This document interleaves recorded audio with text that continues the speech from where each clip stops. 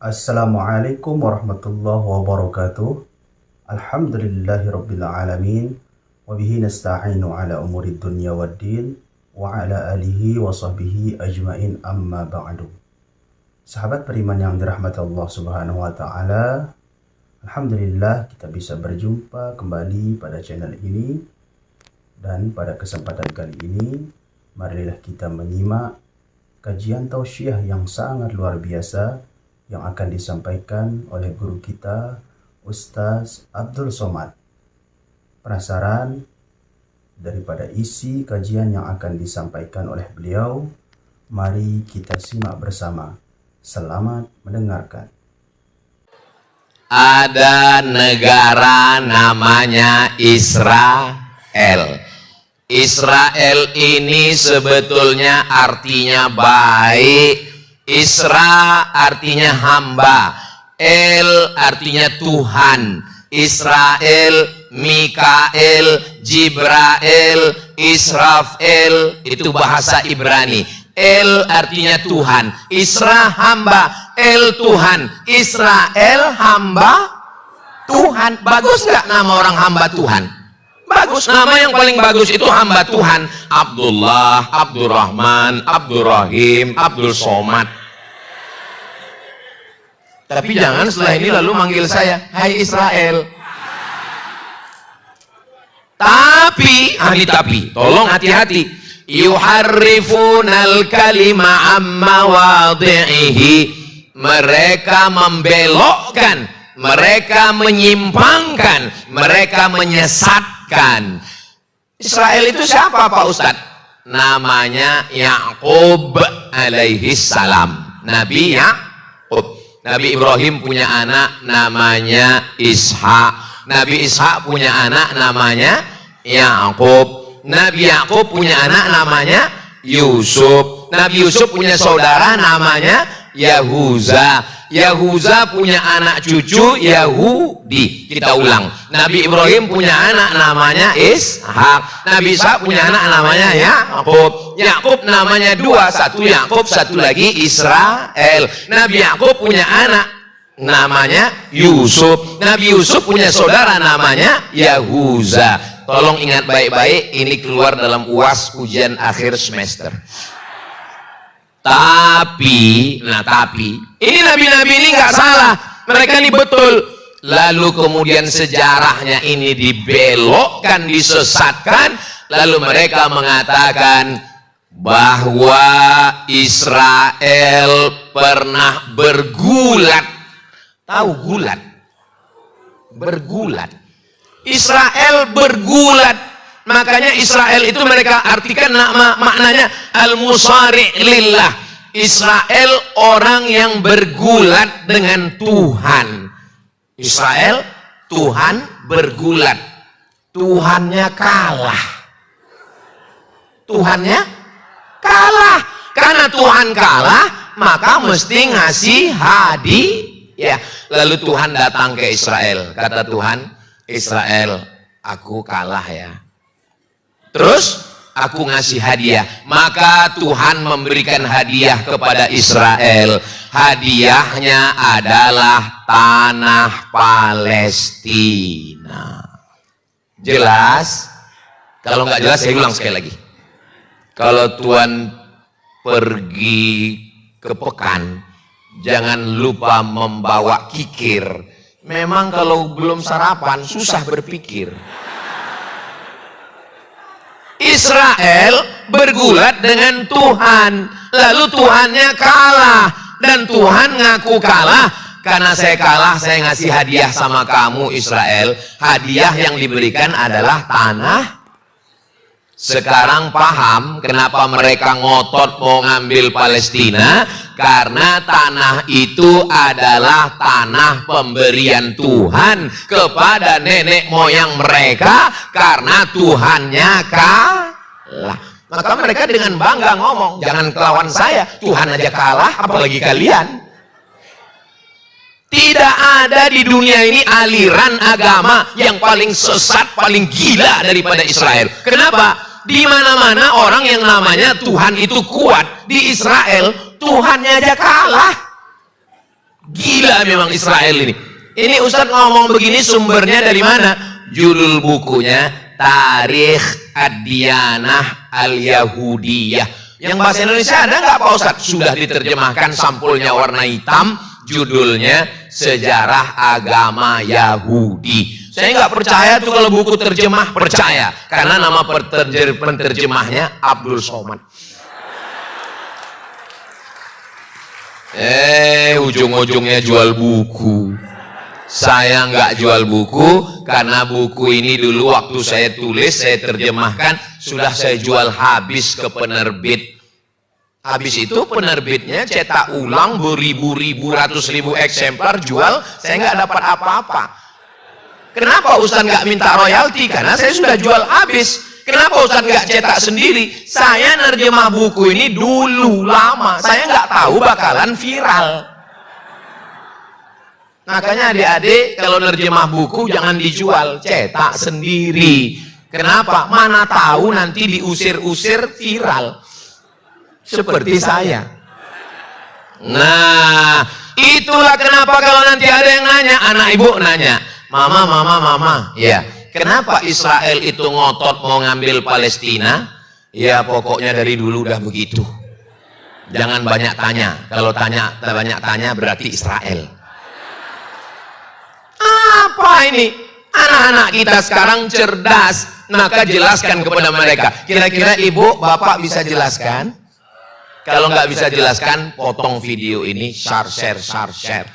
Kalau orang marah sama saya nggak peduli. Ternyata setelah dipotong, sampai videonya ke Benyamin Setanyahu.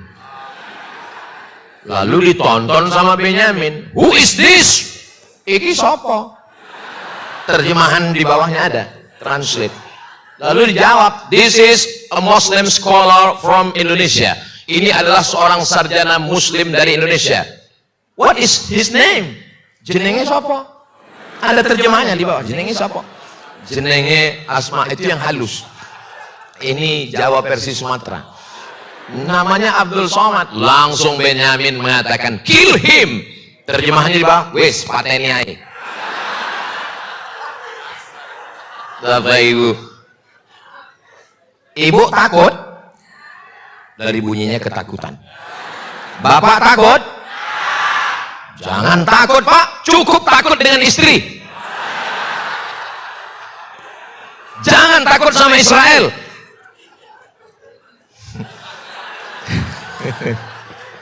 Bapak berani sama istri? Dari suaranya memang. Suami yang takut sama istri, kalian nanti kalau mati nggak kena azab kubur.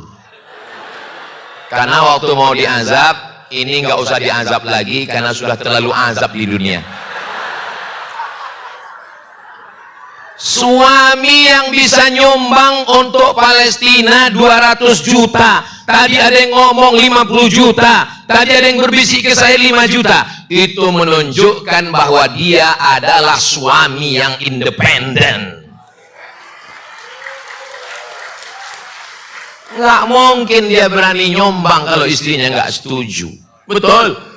Mereka yang pergi pagi pulang petang peras keringat banting tulang cari rezeki, tapi yang megang uangnya tuh ngaku semua.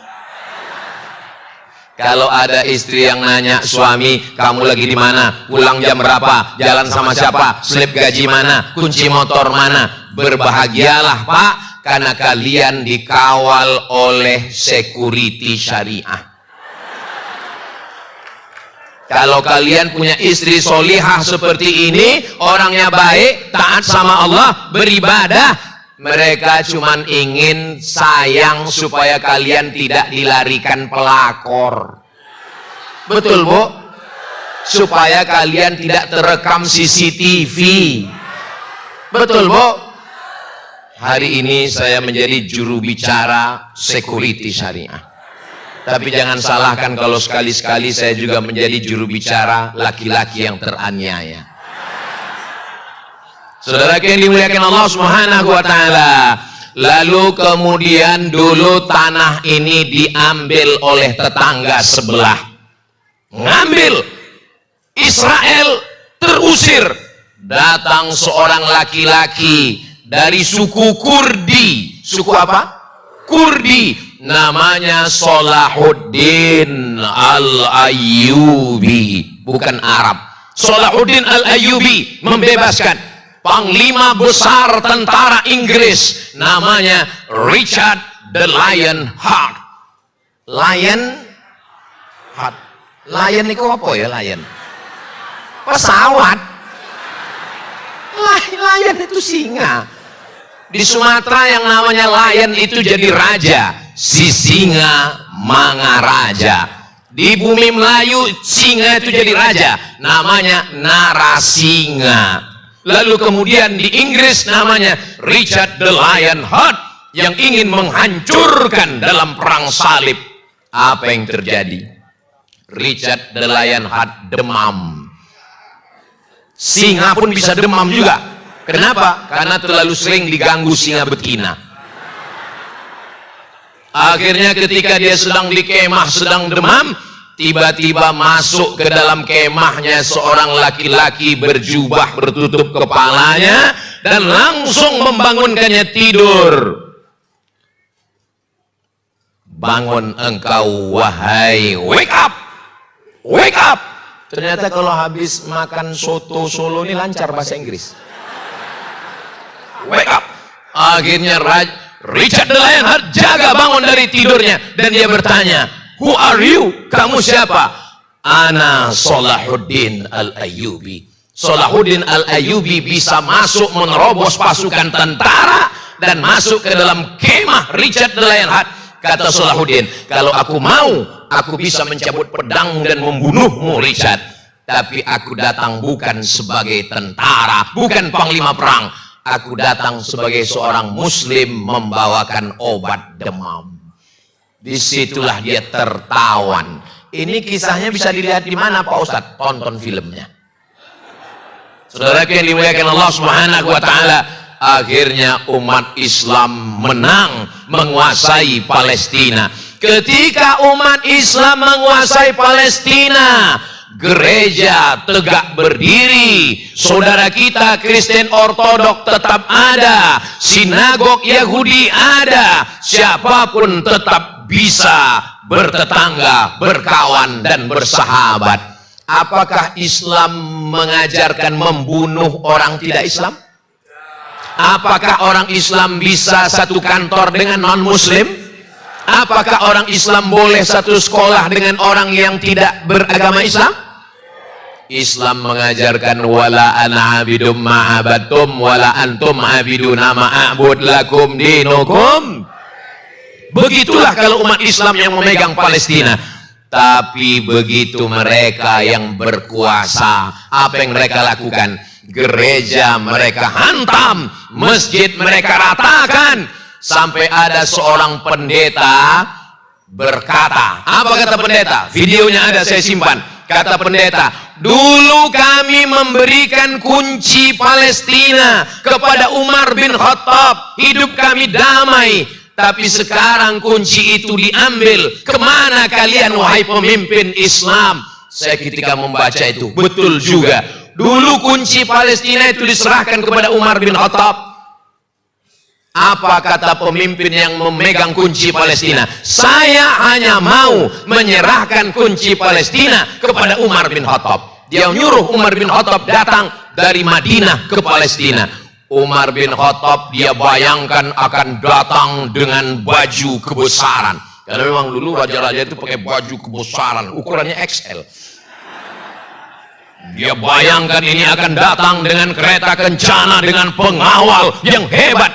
Ternyata Umar bin Khattab datang berdua dengan hamba sahaya. Cuman berdua. Dan kendaraannya satu. Mereka ganti-gantian. Kadang Umar di atas, kadang pembantunya di bawah. Kadang pembantunya di atas, Umar di bawah. Ketika mau mendekati pintu Palestina, kebetulan lagi giliran Umar yang narik hewannya, pembantunya yang di atas. Yang megang kunci Palestina nanya, Umar bin Khattab yang mana? Sama seperti saya tadi bingung, yang wali kota yang mana? Karena bentuknya sama, nggak bisa dibedakan, nggak ada jengkolnya. Sekarang orang petantang petenteng dengan seragamnya, dengan kehebatannya, padahal semuanya akan mati dipakaikan dengan kain kafan. Saudara yang dimuliakan Allah Subhanahu wa taala, Islam kalau dia berkuasa maka semuanya akan terjaga, terpelihara. Tapi apalah daya, direbut oleh Israel. 1946 ketika mereka datang beramai-ramai, mereka mulai menghabisi, dan sekarang yang mereka ambil adalah Gaza. Nanti setelah Gaza diambil, puncaknya mereka akan mengambil Al-Masjidil Aqsa. Subhanalladzi asra bi'abdihi laila minal masjidil haram ilal masjidil. Itu Palestina urusan orang Islam. Palestina bukan urusan orang Indonesia. Palestina bukan urusan kita. Penjajahan di atas dunia harus dihapuskan karena tidak sesuai dengan pri kemanusiaan dan pri keadilan. Apa itu yang saya baca? Ketahuan sudah lama nggak upacara. Saya membacakan itu setiap hari Senin waktu SD, waktu di pondok. Penjajahan di atas dunia harus dihapuskan karena tidak sesuai dengan pri kemanusiaan dan pri keadilan. Itu bukan Al-Quran, itu bukan hadis Nabi, itu adalah pembukaan Undang-Undang Dasar 1945. Jadi kalau bukan orang Islam tapi orang Indonesia, maka penjajahan di Palestina oleh Israel mesti dihapuskan. Untuk ngerti masalah Palestina nggak perlu jadi orang Islam, cukup jadi manusia. Untuk ngerti masalah Palestina nggak perlu jadi Muslim, cukup jadi manusia. Berarti yang nggak ngerti masalah Palestina berarti bukan. Saya nggak ada ngomong begitu. Saudara yang dimuliakan Allah Subhanahu wa taala, adakah agama di dunia yang membenarkan membunuh anak-anak? Enggak ada. Tidak ada. Kenapa? Karena insan pers nggak boleh dibunuh, medis nggak boleh dibunuh, dokter nggak boleh dibunuh, anak-anak dibunuh. Kenapa orang Israel membunuh anak-anak? Ibu tahu jawabannya? Saya pun nggak tahu. Kenapa mereka membunuh anak-anak? Karena mereka sedang menunggu juru selamat. Siapa yang mereka tunggu? Juru selamat. Namanya mereka beri namanya Mesiah. Siapa namanya? Mesiah. Mesiah ini lagi di langit. Menurut mereka lagi nongkrong, lagi ngopi di langit. Dia mau turun ke bawah. Kalau di bawah itu tanahnya sudah merah. Sekarang tanah Palestina itu merah apa hitam? Hitam. Tapi sudah mulai merah dengan darah anak-anak Palestina. Lalu kemudian Mesiahnya ngelihat ke bawah. Mesiah, medun. Apa kata Mesiah? Urung abang. Mesiah. Iya itulah. Mesiah mau turun kalau semua tanah Palestina itu merah. Setelah semuanya merah, barulah Israel mengatakan, Mesiah, merah menyala abangku. Barulah dia turun ke bawah. Mereka menunggu. Jadi mereka menanti-nantikan. Mesiah artinya ngusap. Apa arti Mesiah? Ngusap. Tahu ngusap? Ngusap. Makanya kalau ada orang setiap pengajian ngusap, itu berarti kok Mesiah? Ngantuk. Kenapa dia disebut ngusap Mesiah? Karena setiap dia usap orang lumpuh berdiri, dia usap orang buta melek, dia usap orang mati hidup. Lalu orang menyangka dia Al-Masih, padahal dia adalah Al-Masih Ad-Dajjal. Dajjal artinya palsu. Misalnya ada bejana mangkok emas. Mangkok yang asli emas itu namanya wi'a.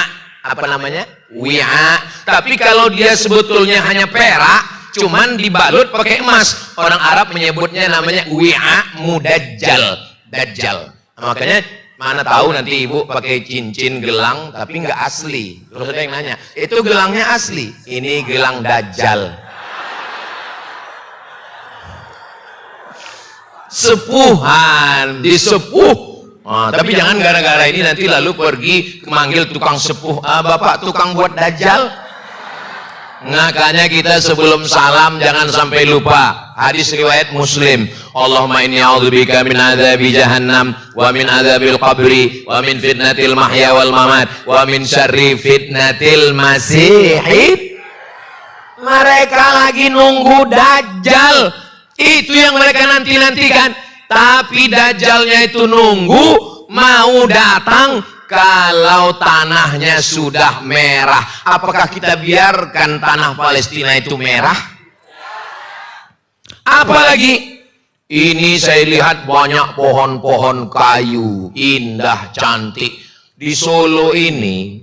Memang semua dijaga. Bangunannya terpelihara, terjaga, lampunya cantik dan indah, tanaman pohonnya dijaga. Pohon aja mereka jaga, apalagi kamu. Jawabnya so sweet. Masya Allah. Dan orang Israel juga menanam tanaman. Mereka tanam, nama pohonnya disebutkan Nabi Muhammad sallallahu alaihi wasallam. Nama pohonnya adalah Syajaratul Gharqad. Apa namanya? Gharqad. Ingat Gharqad. Gharqad mereka tanam. Ustaz Somad sudah pernah ngelihat Gharqad? Sudah saya lihat dari jauh. Waktu saya dari Kairo naik mobil ke Rafah. Rafah ini kotanya dipotong dua, setengah diambil Israel, setengah diambil Mesir. Di tengahnya ada pagar yang dikasih polse tegangan listrik tinggi. Siapa yang nyentrum? Siapa yang nyentuh kena setrum. Kami ngintip dari celah-celah pagar, melihat ada pohon hijau. Saya tanya, iku apa? Mereka menjawab, Syajaratul Gharqad. Allahu Akbar. 14 abad sabda Nabi benar. Shadaqallahul azim wa sadaqa rasuluhun nabiyul karim. Karena nanti sampai masanya batu-batu akan berkata. Apa kata batu? Ya abadallah, wahai hamba Allah, hada Yahudi. Di belakang saya ini ada Yahudi, di belakang saya ada Israel. Faktulhu, bunuhlah dia. Batu pun tidak mau membela Israel. Batu akan bersama kita. Pohon kayu berkata, ada Yahudi khalfi, ini ada Yahudi di belakang saya. Faktulhu, bunuhlah dia. Tapi ada satu pohon yang membela Israel, kata Nabi. Pohon itu adalah pohon Gharqad. Mereka yakin dengan itu. Mereka tanam hijau Gharqad. Anehnya, orang Yahudi menanam tanaman. Kemarin lagi banjir bandang. Yang turun bukan air dari gunung. Yang turun apa? Kayu. Allah tidak pernah menurunkan kayu. Allah menurunkan air. Dari air tumbuh kayu. Kayu hidup gak mungkin hanyut. Gelondongan-gelondongan kayu turun dari gunung. Yang motong ini lebih jahat dari Israel. Makanya saya seumur-umur belum pernah sholat istisqa. Diundang bupati, gubernur, wali kota, kepala desa, dusun, kepala dinas, kepala badan, kepala kantor yang ada kepala, tidak berkepala. Ustadz Somad sholat istisqa, nggak mau, sekalipun saya nggak mau. Kenapa? Karena kita berdoa minta hujan, ternyata yang bakar hutan ikut sholat istisqa. Kita hanya sebagai pelengkap sandiwara. Allah mau menunjukkan hujan. Gunung bukit tidak lagi bisa menampung, menahan akar kayu. turun gelondongan-gelondongan, menabrak jembatan, menghancurkan rumah. Ya Allah, tolong saudara kami yang sedang teraniaya, yang sedang kena banjir. Mudah-mudahan Allah menurunkan pertolongan. Kalau mereka meninggal, meninggalnya syahid insya Allah. 2 orang polisi dari Riau yang ditugaskan ke Sumatera Barat terbawa arus sungai, anak istrinya tinggal. Mudah-mudahan diberikan ketabahan. Dan saudara kita yang masih punya kemampuan, kita punya masalah di Indonesia, banyak banjir, kenapa kita mesti nolong Palestina? Yang ngomong-ngomong begitu di Indonesia pun nggak nolong, ke Palestina pun nggak nolong. Kita yang banyak nyumbang tadi bukan berarti dia nggak peduli kepada Indonesia. Yang Indonesia, yang musibah, yang kebakaran, yang tsunami, yang kebanjiran, kita tetap tolong. Tapi Palestina jangan kita tinggalkan. Saudaraku yang dimuliakan Allah Subhanahu wa Ta'ala, apalagi yang mau ditunggu? Mesias itu mau turun. Sengaja ditampilkan di TV ini ibu-ibu yang kepanasan. Kalau di tempat lain saya ceramah, itu dibawakan kertas, Ustadz, waktu sudah habis.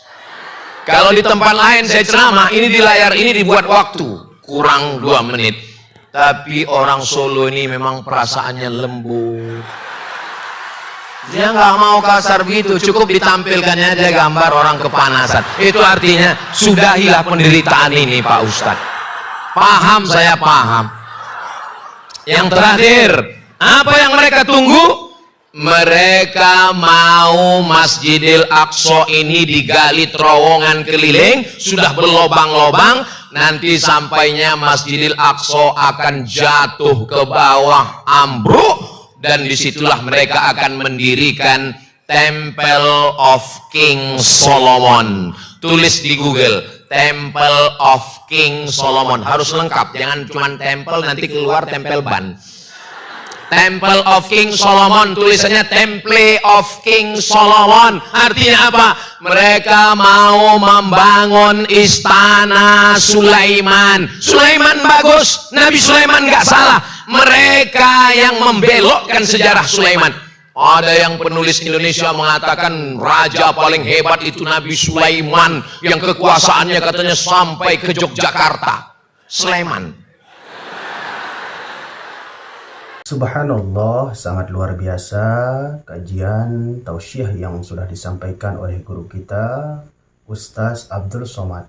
Sahabat beriman yang dirahmati Allah Subhanahu wa Ta'ala, jangan beranjak dulu karena kajian beliau belum selesai dan masih banyak hal-hal menarik yang akan disampaikan oleh beliau. Selamat mendengarkan kembali. Saudara yang dimuliakan Allah Subhanahu wa Ta'ala, jadi cita-cita mereka yang tertinggi hancur Masjidil Aqsa. Nggak ada itu yang namanya gencatan senjata. Mereka akan mengambil itu yang namanya tepi barat. Nanti mereka akan menghancurkan, mengusir, membunuh semua. Dan mereka akan mendirikan Temple of King Solomon. Berdirilah negara The Great Israelian, Israel Raya. Israel Raya itu batas negaranya mana? Batasnya sesuai dengan gambar benderanya. Ibu masih ingat gambar bendera Israel? Bapak masih ingat? Pejamkan mata. Apa yang kelihatan? Rekening. Coba pejamkan mata, bayangkan bendera Israel. Ada garis 1 di atas, ada garis 1 di bawah.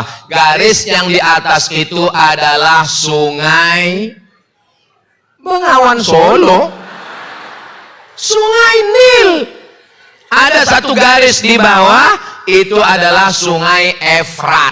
Sungai Nil di Mesir, Afrika Utara, Sungai Efrat, Irak, Asia. Mereka akan buat negara luas terbentang dari Afrika Utara ke Asia. Berapa negara yang akan mereka ambil? Mesir, apalagi Suriah, Lebanon, Palestina, Yordania, Irak, sebagian Saudi Arabia. Apa kata Presiden Israel Golda Meir? Presiden pertamanya Golda Meir, perempuan. Ketika dia dilantik, apa kata dia? Aku mencium harum semerbak nenek moyangku di Madinah. Waktu dia pelantikan, dia mengatakan, aku mencium harum semerbak nenek moyangku di Madinah. Karena di Madinah ada 4 Yahudi, Bani Nadir, Bani Quraizah, Bani Qainuqa, Yahudi Khaybar. Maka kita semarakkan Khaybar. Khaybar, Khaybar ya Yahud, Jaisu Muhammad saufa ya'ud. Wahai Yahudi, Khaybar pernah kami rebut, kami akan mengambilnya. Takbir. Ini tausiah saya hari terakhir, hari Kamis, Jumat, Sabtu, Ahad. Jadi sebetulnya saya ini baterainya sudah habis. Makanya waktu saya lihat jadwal terakhir di mana? Di Solo. Saya tahu orang Solo itu kan lemah lembut, berarti nggak boleh suara menggelegar. Sebetulnya saya di sini nih mau ngomongnya lemah lembut, cuman kan nggak sesuai bicara Palestina. Marilah kita bunuh Israel. Mari kita hancurkan Israel. Mari kita hancurkan Israel, nggih? Kan nggak sesuai kan? Itu jadi sebetulnya kalau tenaga Ustadz Somad itu ustadz yang keras. Saya bukan keras, sound systemnya mantap. Jadi nanti jangan ini di-upload ada yang komen, Ustadz Somad nggak layak ngomong begitu di Solo. Solo itu orangnya lemah lembut, tata krama, sopan santun, budi bahasa. Ustadz mungkin dari Sumatera ngomong begitu karena anginnya kencang. Tapi kami di sini, ya temanya kan tentang Palestina. Jadi bersuara begini nih, saya kalau sehari-hari lembut, nyaris nggak terdengar. Apalagi sama istri saya. Saudara yang dimuliakan Allah Subhanahu wa taala, mudah-mudahan pertemuan kita ini diridhoi Allah Subhanahu wa taala. Banyak omongan saya, tutur kata saya yang menyinggung perasaan ibu, bapak, alim ulama, para kiai, para alim, hadratal muhtaramin wal mukarramin. Maukah Bapak Ibu memaafkan saya? Akhirnya di akhir majelis ini saya tutup dengan pantun penutup. Menangkap puyuh di Bukit Selasih. Thank you dan terima kasih. Ada satu lagi, tunggu. Madiun lemah teles, matur nuwun Gusti Allah sing bales. Assalamualaikum warahmatullahi wabarakatuh. Alhamdulillah, demikianlah kajian penuh ilmu, hikmah dan manfaat yang sudah disampaikan oleh guru kita Ustaz Abdul Somad. Semoga apa yang beliau sampaikan bisa kita amalkan dalam kehidupan kita sehari-hari. Sahabat beriman yang dirahmati Allah Subhanahu wa taala, mari kita doakan beliau mudah-mudahan diberikan kesehatan, keafiatan, dilancarkan segala urusan beliau dan Allah jaga beliau. Dan pada para sahabat yang sudah menyimak kajian ini sampai selesai, saya ucapkan terima kasih banyak dan saya doakan sahabat semua semoga diberikan kesehatan, keafiatan, dimudahkan segala urusannya dan dilancarkan rizkinya. Amin ya rabbal alamin. Sampai berjumpa di kajian-kajian berikutnya. Wabillahi taufiq wal hidayah. Assalamualaikum warahmatullahi wabarakatuh.